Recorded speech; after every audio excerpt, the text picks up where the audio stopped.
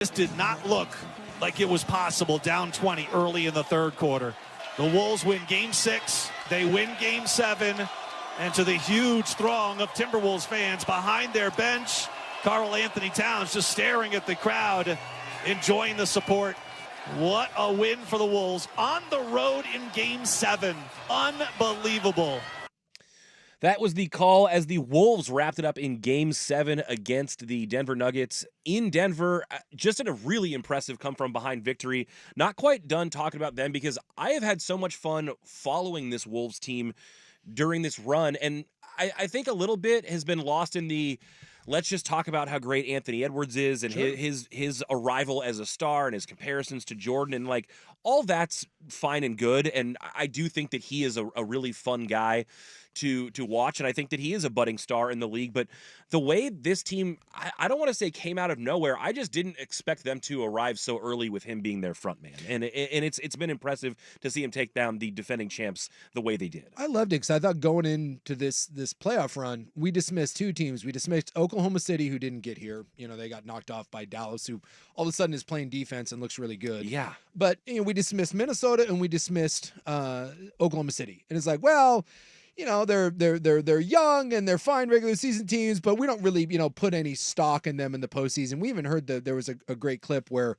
and we probably have it somewhere, where one of the reporters asked Anthony Edwards and Karl Anthony Towns, normally you have to take your lumps in the playoffs. Yeah, I've got that right here. Here's how that exchange went. And usually in NBA history, it says you have to lose and lose big before you win. What is it about this team that says We lost last year? Yeah, but that's different. You have to lose at a bigger stage. Usually, teams usually It's the playoffs. We lost last year. We lost the last 2 years. Damn. How much more we got to lose? Yeah, how much you want us to lose? Been losing for 20 years. I mean, that's just the truth, dog. Damn. I love it. I thought he's like, why did we dismiss Minnesota? And by the way, go back a couple years when they made the trade for Conley and Rudy Gobert, and they gave up all those picks, and everyone made fun of People Minnesota. thought it was horrible. I thought it was horrible. I just love the fact that Minnesota, and I'll give credit to Rob for this. Rob was like, hey, this may end up being stupid, because if we go back, people thought the Gobert Conley thing was ridiculous. People thought that they were all out on Karl Anthony Towns. I remember the Blazers. There was talk of, hey, do you go get Karl Anthony Towns? Would you if you could get him? To pair him with Dame? Because the idea was that Cat was out there, and dude, so many Blazer fans, I don't want anything to do with that guy. That guy's a head case. Well, dude, Minnesota gave you the bird because they took that swing. They built around Karl Anthony Towns, and by the way, it helps to find arguably the best young player in the game in Anthony Edwards. But you assembled this team, and by the way, Conley, their GM, was the one that built the Denver Nuggets, and then he goes to Minnesota and he's like, hey, I'll build a team to beat that team.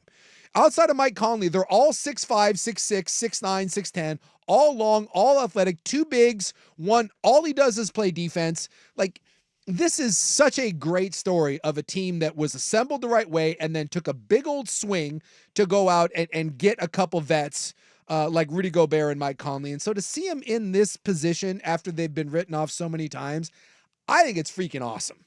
I absolutely love, and they're fun. Like, I know Gobert, people love to bury him, but Anthony Edwards and even Karl Anthony Towns has kind of shed the label of kind of being a whiny little bitch. And this is a really, really fun team that's easy to get behind. And Edwards is the face of it, who might be the most personable young player that we've seen in the NBA in 10 years. This is awesome. As much as this was like a big coming out party for Ant, I think with casual fans, I think this was also like a story rewriter for Karl Anthony Towns, because the thought around him is he's super soft.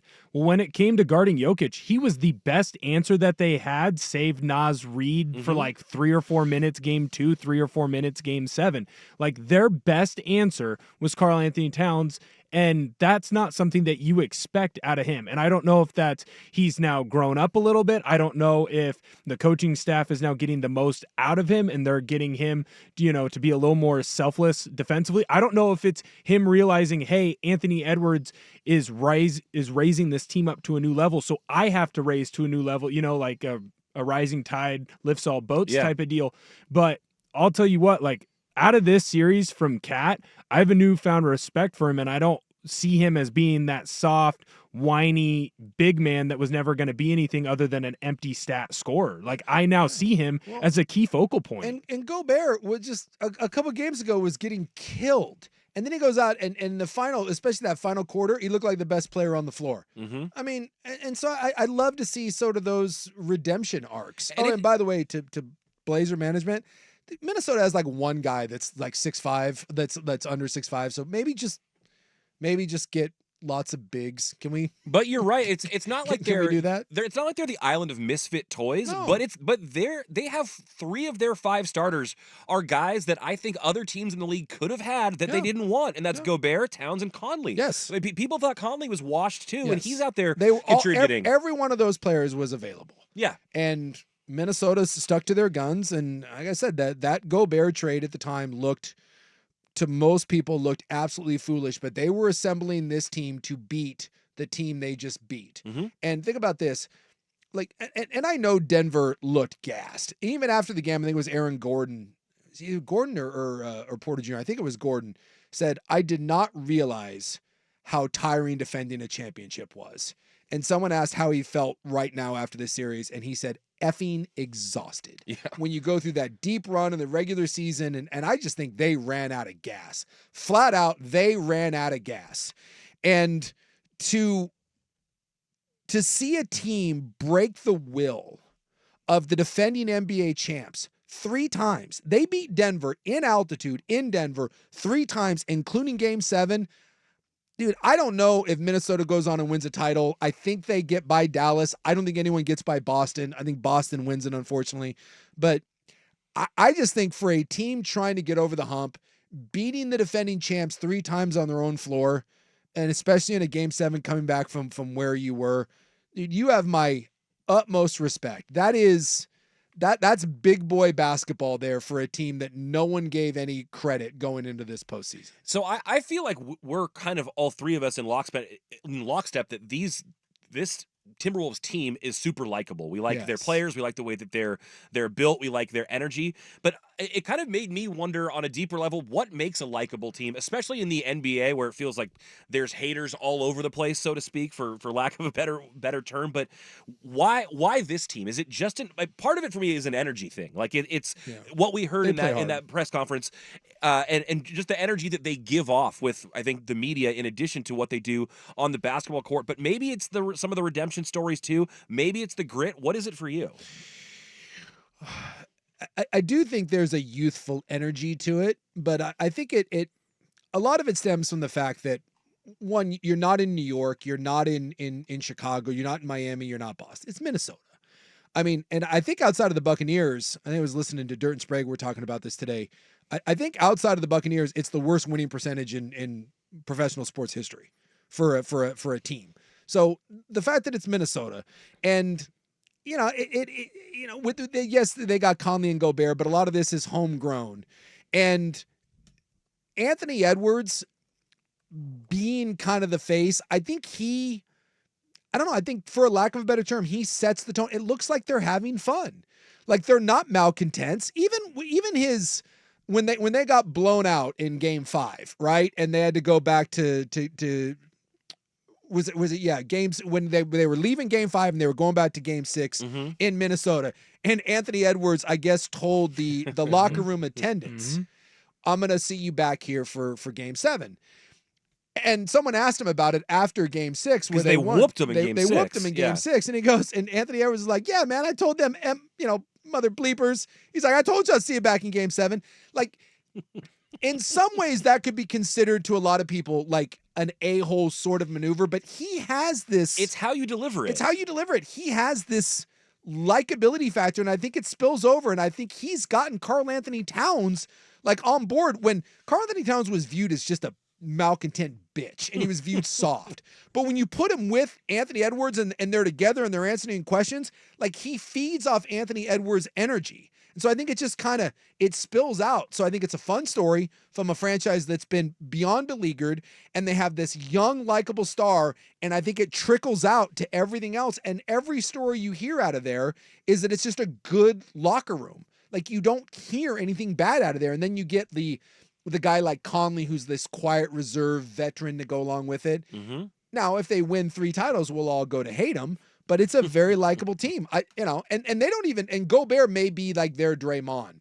Like he may be the guy that everyone didn't like, or if you want to say it's Karl Anthony Towns, but it fits because every other part of it is likable. And when you're a likable group, you can have one. And you can have need one of those. You can have one ass. Well, I think you touched on a good point. Like, this is the first real year that a lot of people have seen them, so you haven't had a chance to get tired of them. Yep. But I also think the other key point is, like, when you watch the Mavs, if stuff doesn't go well for Luka, what does Luka do? He goes to the referees and he starts whining and complaining. Yeah. And you can see it when you go to the game or when you see it on TV and you go, hey, man, like, you're not going to get a foul call every time. And you know what? Sometimes it's 50-50 and it doesn't go your way. I don't want to see that. That can be annoying. You know what you didn't see coming from Minnesota? At least not from Ant. You didn't see that same type of complaining. Like, Anthony Edwards shot horribly in this game. He was 6 for 24, but instead of complaining or saying, hey, I need these foul calls, that's a foul, you should be calling that for me, he went back and played defense. He'd get a steal on Murray, shut Murray down after Murray had 24 in the first half, shut him down completely, took him out of the game, and then he was able to get easy buckets on the other side. Now, he didn't have a great scoring night for Ant Edwards, especially in a game 7, but he went out and he did the little things that you don't always see from stars, especially young stars. And I think that's what makes people like them. He had a great one at the post game where he looked down at his sheet and he goes, "Man, I was ass." He's like, "Did you?" Like, he was looking over the box score with Karl Anthony Towns and he was reading off his stats and he was like, "Oh my god!" Like, you just, and that happens. Like the last game that Kobe, when they won the title, with Pau Gasol, that last one that gave him 5 over Shaq's 4. Go look that. Kobe played horribly. I think he was 6 for 24. I mean, Yeah, like, I think so. horrible. But you just kind of gloss it over and you won a title. But I love the fact that in the biggest game of his life, and Edwards was 6 of 24, 2 of 10. He's at the post-game press conference being like, "Man, I was ass." And he goes, "I was 6 of 24." And then he looks down at the thing. He's like, "I was 2 of 10?"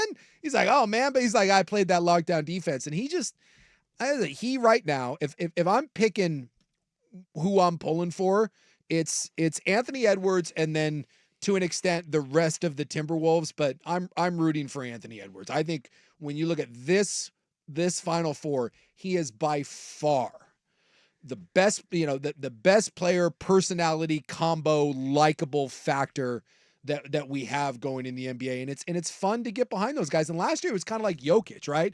Last year it was Jokic, who was this lumbering kind of lovable, like he doesn't want to do this he just wants to go play with his horses. He's just this big dancing bear. Yeah, and he was this fun guy to get behind. And then this year, a lot of people got annoyed with that. So it's always kind of the flavor of the month. It kind of changes. Giannis was this way when they won in Milwaukee that first time. Just went and got chicken nuggies after they won the title. And right now, that's Anthony Edwards. I don't know what the staying power is because Golden State was as likable a group as you could find. Well, Steph Curry is as likable a superstar. But if you win 3, all of a sudden we've got to hate you. And right now it's hard to hate the Timberwolves. But the way you just described some of those other guys, it's the same with all of them when they were winning their first championship. It's authenticity. And I think that's, and it's mentioned on the Vancouver 4 text line here too. It says authentic Edwards is the rare star who just seems to be himself and is not always thinking about his brand. And I think early on for those guys, Jokic, Giannis, the Splash Brothers, and now in this case, Edwards, it just feels like they're being themselves and they haven't maybe yet been jaded by the business. Someone should pull the Russell Wilsons and the Alex Rodriguez and like take those examples and to every young star coming into the league, right? Cam Newton who says I want to build take every one of those douche canoes. That's this manufactured kind of polished thing, and then go bring up the Charles Barkleys and the Anthony Edwards and people that are just authentically themselves, whether that's very wholesome a la Steph Curry, because that's who he is, or if you're a little more edgy like Charles or Anthony Edwards, who may be some like in between that, just hold those guys up. And it's like, dude, if you are just authentically yourself. Well, Klay Thompson just in his own world all the time. He's a good example too. If you just are authentically yourself and then you've got the game to back it up, it's so much better than trying to be some sort of douchey, pre-packaged, this is what corporate sponsors want. It's just so much better. And your likability factor, because right now, dude, if I'm a company, I want nothing more than Anthony Edwards to be on my payroll. Like, and I don't know what from a national. I think he's got like what Puma or is it Adidas, whatever his shoe company is. I know he has his own shoe. But if I'm a marketing person right now, I want a piece of Anthony Edwards. I sign me up. I want that guy doing national spots. Where's his chunky? He signed with suit Adidas in Adidas. 2020. Yeah, where's his? And he's got his own shoe and. Like just Adidas is always looking for their next face of their basketball brand as they transition away from Dame. Well, there you go. Make that guy in Minnesota the face of it because I'm buying what he's selling.